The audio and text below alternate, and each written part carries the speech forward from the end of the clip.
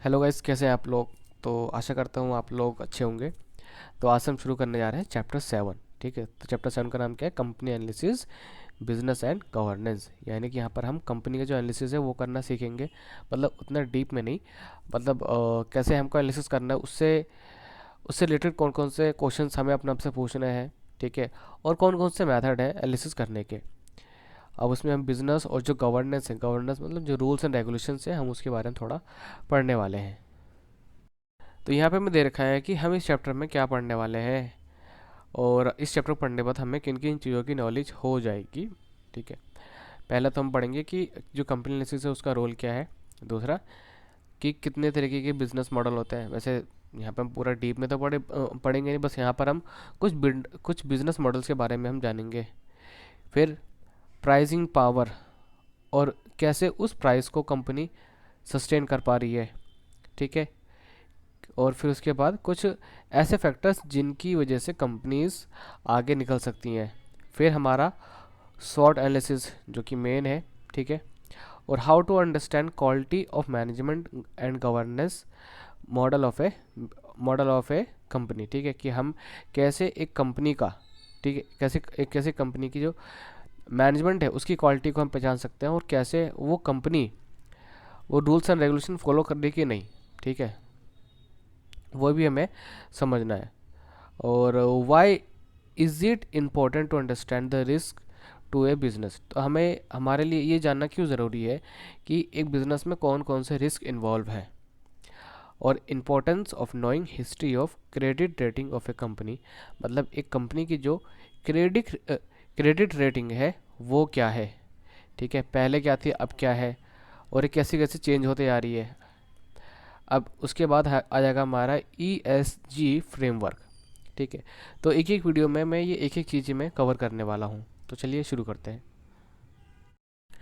तो सबसे पहला जो हमारा पॉइंट और टॉपिक है वो है role of company analysis in fundamental research. अगर हम कंपनी की एक फंडामेंटल रिसर्च कर रहे हैं तो कंपनी एनालिसिस का क्या रोल है। अब इसको ध्यान समझिए, मैं इसी ये कहना क्या जा रहा है। देखिए, हम ये जानना चाहते हैं कि एक कंपनी है, ठीक है, एक कंपनी है, वो कंपनी किस तरीके की, मतलब उसका बिजनेस मॉडल क्या है, वो क्या बेच रही है, क्या खरीद रही है, उसके कस्टमर कौन से हैं, और वो कैसे ग्रो कर रही है, कैसे वो अपना रेवेन्यू जनरेट कर रही है, क्या उसकी मार्केटिंग स्ट्रैटेजी है, और वो कैसे वो मार्केट में अपने आप को उसने बना के रखा है, और उसके जो कॉम्पिटिटिव एडवांटेज हैं क्या है। तो अब यहाँ पे ध्यान समझिए, मेरे कहने मतलब है, सपोज दैट मान लीजिए कि आपकी एक शॉप है। ठीक है, तो मैं जानना चाहता हूँ कि आपकी जो शॉप है, ठीक है, आप वहाँ पे क्या करते हैं। मतलब आप कोई चीज़ बेचते हैं, कैसे बेचते हैं, मतलब कैश में बेचते हैं, उधार बेचते हैं, ऑनलाइन बेचते हैं, ऑफलाइन बेचते हैं, कैसे बेचते हैं। अब सिंपल बात है, शॉप है तो आप कैश में बेचोगे, लेकिन हो सकता है कि आप ऑनलाइन भी आप चीज़ें बेच रहे हो। ठीक है, क्या आप अकेले काम कर रहे हो, क्या आपके पास एम्प्लॉयज़ है, आप मार्केटिंग कैसे कर रहे हो, कैसे कैसे लोगों को पता है कि आप ये चीज़ बेचते हो, और आपकी सेल कितनी हो रही है, आपको प्रॉफिट कितना हो रहा है। तो मैं यहाँ पे क्या कर रहा हूँ, मैं आपकी शॉप के बारे में जान रहा हूँ, मैं आपकी शॉप का जो एनालिसिस है वो कर रहा हूँ। ठीक है, तो वही चीज़ हमसे पूछा जा रहा है कि जो जब हम फंडामेंटल रिसर्च करते हैं, यानी कि जब हम फंडामेंटल एनालिसिस हम करते हैं, ठीक है, एक कंपनी का, तो उसमें कंपनी एनालिसिस का क्या रोल है। तो देखिए, सिंपल सी बात है, अगर हम फंडामेंटल रिसर्च कर रहे हैं तो क्यों कर रहे हैं भाई, क्यों कर रहे हैं? ताकि हमें कंपनी के बारे में जानना ही तो है ना। ठीक है, तो ले देखिए, जो फंडामेंटल रिसर्च है वो किससे रिलेट करता है, कंपनी एनालिसिस से। और जो कंपनी एनालिसिस है उसको आप दो पार्ट में डिवाइड कर सकते हो। पहला तो है क्वांटिटेटिव। ठीक है, क्वांटिटेटिव एनालिसिस, क्वांटिटेटिव मतलब कि कंपनी की जो बैलेंस शीट वगैरह हम वो चेक कर रहे हैं। दूसरा है कंपनी का मैनेजमेंट। अब यही दोनों चीज़ें क्यों चेक कर रहे हैं, देखिए, मुझे अभी जैसे मैंने एग्जांपल लिया था शॉप का।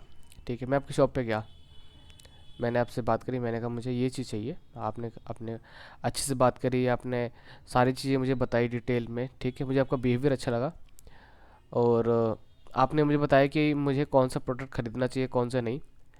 तो इससे क्या होगा कि हाँ, मेरा एक ट्रस्ट बनेगा आपके ऊपर, और मुझे पता चलेगा कि यार आप एक अच्छे आदमी हो, है ना। दूसरा, लेकिन अब आपको देख के मैं सिर्फ ये बोल सकता हूँ कि हाँ, कि आपका बिज़नेस बहुत बढ़िया चल रहा होगा, लेकिन मैं ये नहीं बता सकता एग्जैक्टली कि आप क्या एक्चुअल में प्रॉफिट कर रहे हो या फिर नहीं, कितनी सेल हो रही है फिर नहीं। तो उसके लिए मुझे आपके ना जो होते नहीं बुक्स ऑफ अकाउंट, या फिर आप बोल सकते हो एक दुकानदार क्या रखता है, रजिस्टर से रखता है, ठीक है। वो बड़े बड़े जो बिजनेस मैन होते हैं वो तो भाई अपने बिलिंग वगैरह सब करते हैं, तो उनकी बिल वगैरह देख के, उनकी बुक्स ऑफ अकाउंट देख के मैं पता लगा सकता हूँ ना कि वो कितनी सेल कर रहे हैं, कितना प्रॉफिट जनरेट कर रहे हैं, है ना।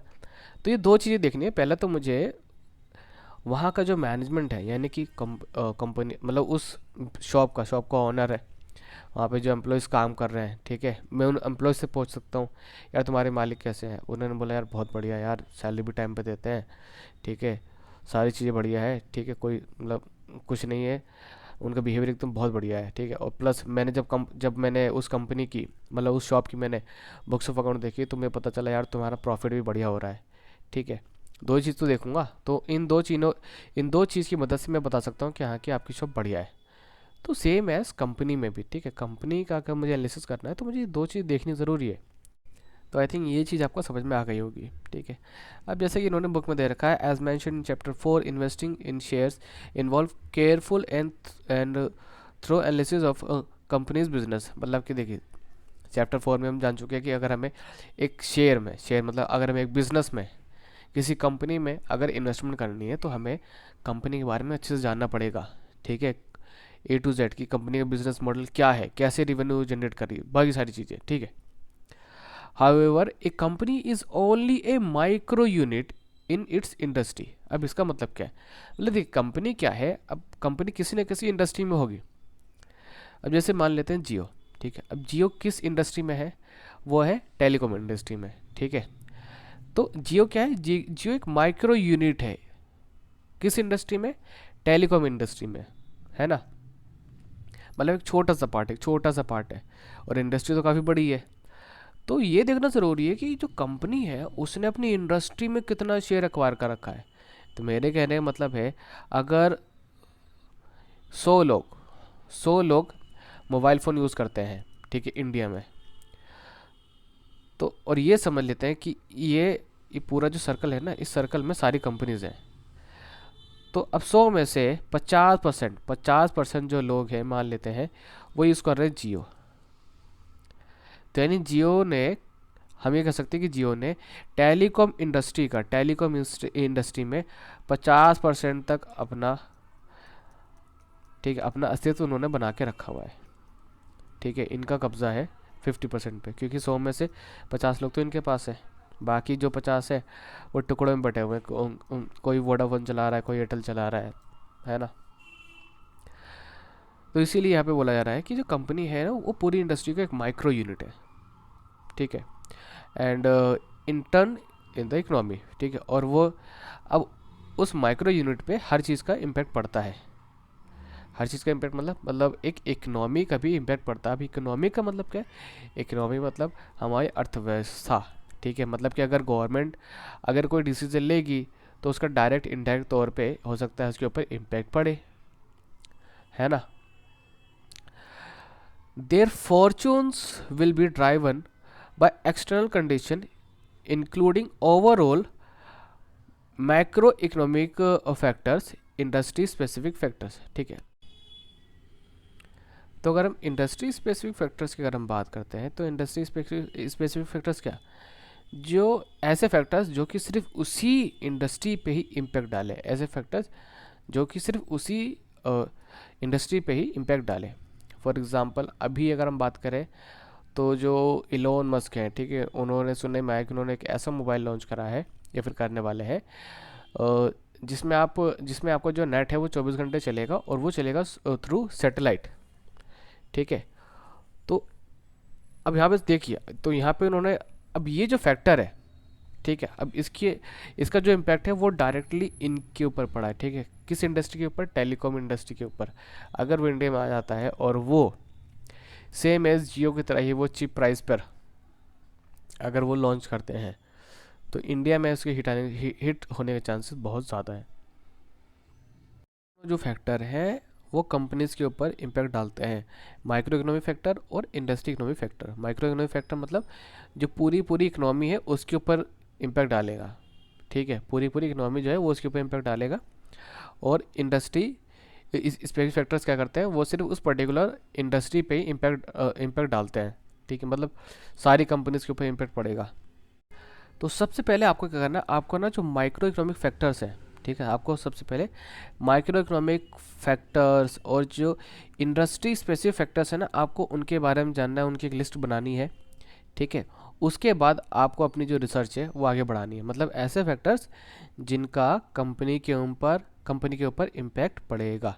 ठीक है, अब जब ये सारी चीज़ें आप कर लो तो आपको ये कुछ क्वेश्चंस हैं, ठीक है, उनके आपको आंसर्स देने हैं।